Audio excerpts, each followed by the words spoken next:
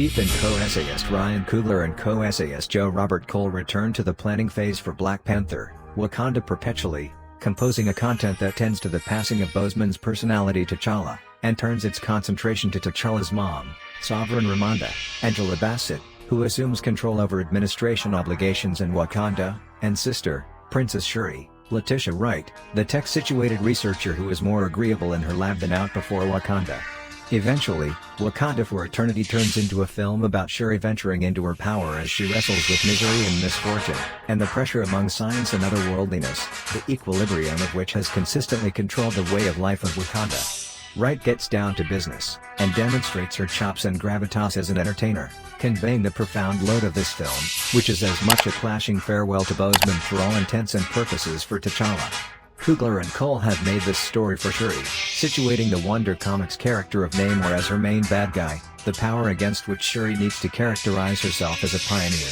Played by Mexican entertainer Tenoch, Namor is a strong, extremely old land and or water-capable Aztec superhuman, whose mother got away from the rage and smallpox of the conquerors in the 16th century when her kin went to establish medication and fostered the capacity to inhale submerged, settling the submerged realm of Talokan. Vibranium, the component that powers Wakanda, is likewise found in Talokan, and is the ongoing objective of American mining organizations that try to take advantage of the asset. It's an account of two native societies grappling with how best to safeguard themselves from the ravenous insatiability of created countries. Namor's forceful methodology conflicts with Wakanda's cautiously political non-intervention, and Shuri needs to sort out what sort of pioneer she needs to be in the vacuum of her siblings' authority. Wakanda for Eternity experiences a piece the way that Namor is an excessively thoughtful miscreant. C2, Eric Killmonger of Black Panther and most despicable aspect of The Dull Knight Rises. Kayarta is too convincing a screen presence, his goal excessively to root against him completely. Regardless of the sharp style, there is little delight to be tracked down in watching the brutal conflicts between the Talokan and the Wakandans. Yet, in introducing a main bad guy, for example, Namor, who appears to be a greater amount of a partner to Shuri, Coogler makes a story that possesses shades of dim, as opposed to effectively edible highly contrasting profound quality.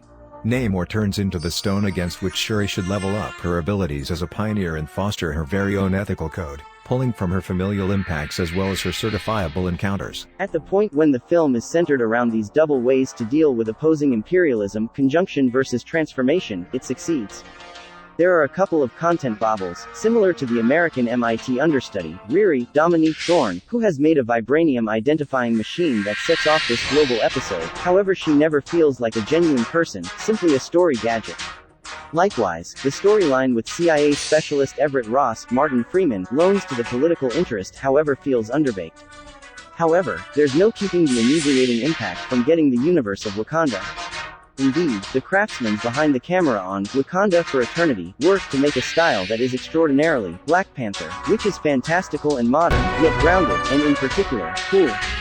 Coogler is a chief with a grip of true-to-life language and symbolism that recognizes his work from the other Wonder motion pictures, and Oscar-winning creation and outfit planners Hannah Beachler and Ruth Carter put their particular stamp on the style too.